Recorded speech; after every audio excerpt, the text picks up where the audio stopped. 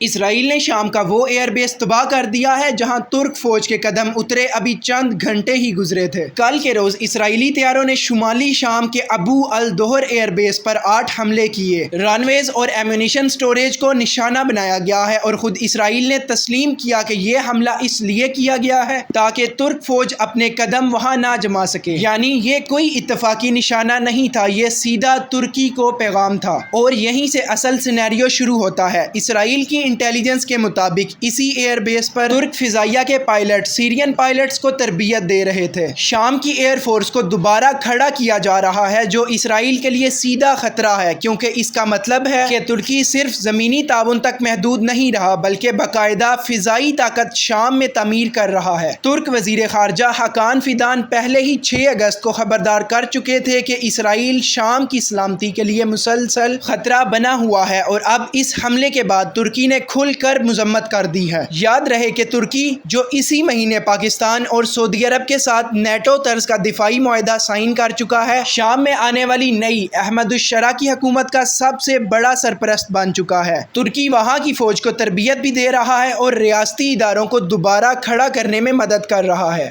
یعنی اگر یہ کشیدگی اسی رفتار سے بڑھتی رہی تو ترکی اور اسرائیل کے درمیان براہ راست ٹکراؤ کا خطرہ اب صرف بیان بازی تک محدود نہیں رہا بلکہ زمین پر عملی صورت اختیار کرتا دکھائی دے رہا ہے۔ اور اسی وقت جب اسرائیل، ترکی اور شام کے درمیان یہ کشیدگی اپنے عروج پر ہے، شام کے وزیر خارجہ اسد الشبانی پاکستان پہنچ چکے ہیں، اور یہ تقریباً 2 دہائیوں کے بعد کسی بھی شامی وزیر خارجہ کا پہلا پاکستانی دورہ ہے۔ پاکستان کی جانب سے بھی اسرائیل کے اس حملے کی شدید مذمت کی گئی اور شام کے ساتھ اپنی مکمل یکجہتی کا برملا اظہار کیا۔ تو ناظرین، یہ تھی تمام ڈیولپمنٹ ترکی اور اسرائیل کے درمیان، یہ بڑھتی ہوئی گرما گرمی اور اسی دوران شام کے وزیر خارجہ کا پاکستان کا دورہ کرنا۔ اس سے ریلیٹڈ جیسے ہی کوئی نئی خبر آئے گی ہم آپ تک پہنچائیں گے، اور جیو پولیٹیکل اینگلز کو آسانی سے سمجھنے کے لیے ہمارے چینل کو سبسکرائب کریں اور ویڈیو کو لائک کریں۔